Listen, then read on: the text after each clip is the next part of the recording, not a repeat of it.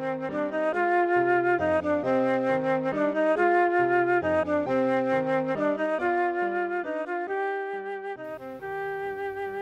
week's Torah portion is called Beshalach, which roughly translates as He sent.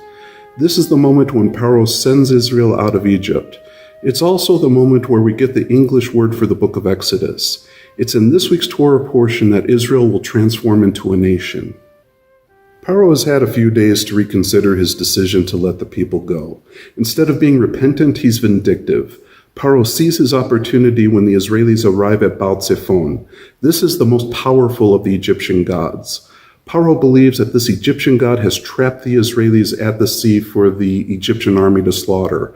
Pharaoh seizes this opportunity and charges at the Israelis with his whole army. However, the Heavenly Father miraculously rescues the Israelis in one of the most iconic moments in all of Scriptures. He splits the sea for the Israelis to escape on dry land. However, the same dry land bogs down Pharaoh's army as the sea crashes on them. The language describes the horse and rider being ripped around in a violent whirlwind of seawater. One could argue that this is an 11th plague against the Egyptians. According to Jewish tradition, the sea vomits the bodies of the Egyptian soldiers onto the shore for the Israelis to see. This is the exact moment when Israel transforms into a nation. It's the first time the Torah refers to us as Israel instead of the children of Israel. The mightiest army in the world has been destroyed. This unaccountable nation that's been bent on destroying the Israeli family is no longer a threat to us. Israel can now embark on a journey as a nation to form a new type of government that's accountable.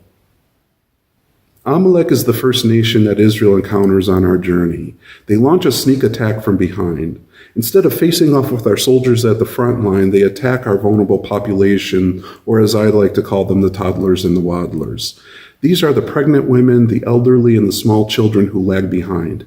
Despite such a cowardly terrorist attack, the Heavenly Father helps us beat Amalek in our first battle. From this incident onward and throughout all of history, Amalek will replace Pharaoh as the eternal enemy of the Israeli nation. Why? What's the big deal? Sefer Devarim, which is the book of Deuteronomy in English, states that they attacked our vulnerable citizens and had no fear of God. Think about it. They just witnessed the mightiest army in the world get demolished by the God of Israel, yet they thought they could win where the Egyptians had failed. They thought that they could beat God by attacking Israeli women, children, and the elderly. This is the face of Hamas that we must fight against from generation to generation until their memory is wiped out from under heaven. All of this history sounds exciting, but what does it have to do with parental alienation? At the center of this week's Torah portion is our coming-of-age experience as a nation as we cross the sea. We were sandwiched between two unaccountable nations that were bent on destroying our households. This week's Torah portion is also sandwiched between two Torah portions that emphasize the importance of the parent-child bond and ingrain this into our collective psyche. Last week's Torah portion highlighted the Pesach Seder. This is the only holiday on the Jewish calendar that's celebrated in the home. Next week's Torah portion will contain the Ten Commandments. At the center of the Ten Commandments is honor your father and your mother so that your days will be extended on the land that the Lord your God gives you. It's in this context that we become a biblical nation. We are sandwiched between two iconic moments in Torah that highlight the importance of the parent-child bond. We are also sandwiched between two enemies that have nothing but contempt for our parent-child bond. It's our first week as a free nation, but not without problems. There have been some problems in this week's Torah portion that we haven't had time to discuss in this video. Unfortunately, there will be more problems to come in our future.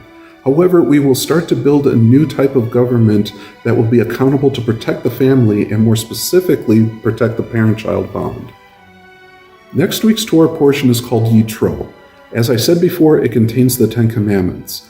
However, we will also return to the issue of Moshe as an adult child of parental alienation. Will we see any long-term effects that parental alienation has had on him?